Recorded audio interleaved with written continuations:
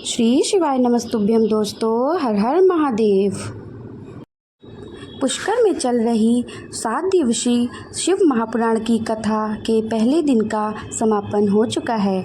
यह कथा गुरुजी पंडित प्रदीप मिश्रा जी के द्वारा पुष्कर में वाची जा रही है। यह कथा 5 जुलाई से 11 जुलाई तक चलने वाली है।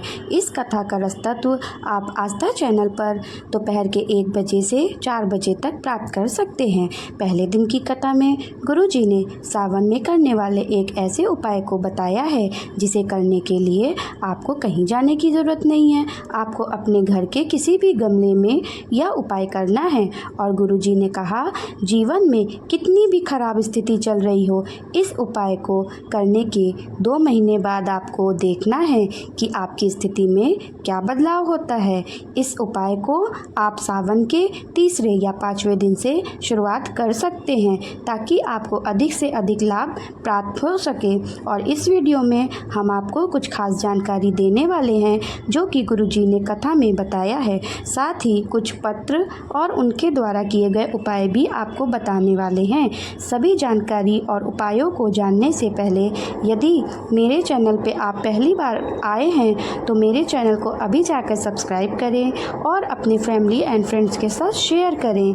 गुरुजी ने कहा, किसी भी प्रकार की शिवलिंग पर चढ़े हुए जल का हम आचमन कर सकते हैं, पर केवल एक ऐसा शिवलिंग है जिस पर चढ़े हुए जल का आचमन हम नहीं कर सकते हैं, वो है पारद का शिवलिंग। पारद का शिवलिंग ही एक ऐसा एकमात्र शिवलिंग है जिस पर चढ़े हुए जल का आचमन नहीं करना चाहिए। हमें गुरुजी ने बताया, किसी भी धातु से बने हुए शिवलिंग का, जैसे तांबे का, पीतल का, लकड़ी, सीमेंट, स्फटिक या कोई भी कंकर वाले शंकर का, आप कोई भी शिवलिंग के जल का आचमन कर सकते हैं, पर पारद के शिवलिंग को छोड़कर।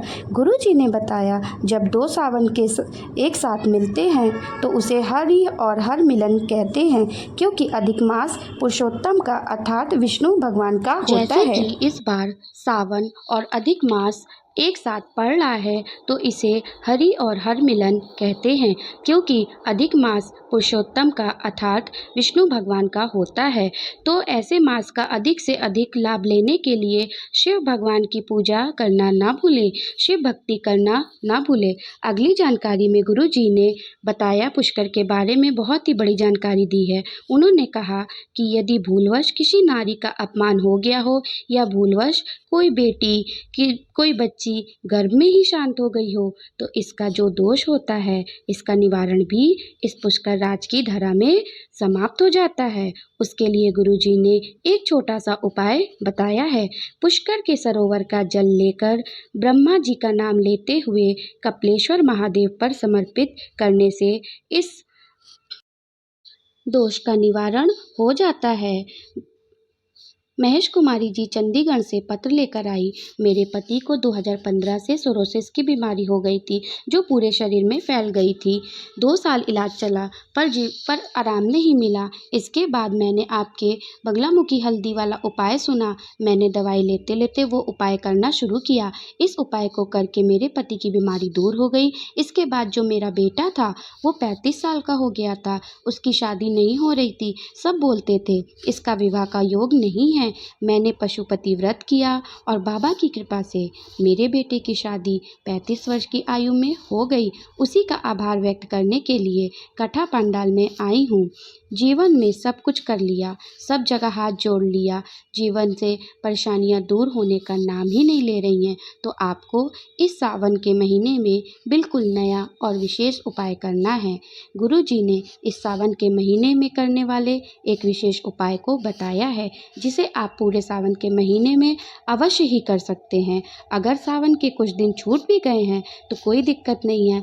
आपको एक प्रयास करना है, आपके घर में कोई भी गमला हो, उसमें कोई भी पौधा लगा हो, चाहे वो पौधा किसी भी चीज़ का हो, शमी का हो, बेलपत्र का हो, केले का हो या किसी भी चीज़ का हो, अगर आपको लगता है आपके दुख की घड़ी समाप्त नहीं हो रही है, समस्या दिन पर दिन बढ़ती ही जा रही है, एक ख़त्म नहीं होती और दूसरी आ जाती है, तो आपको आपके घर के किसी भी गमले की मिट्टी में छोटा सा शिवलिंग लेना है, बना लेना है।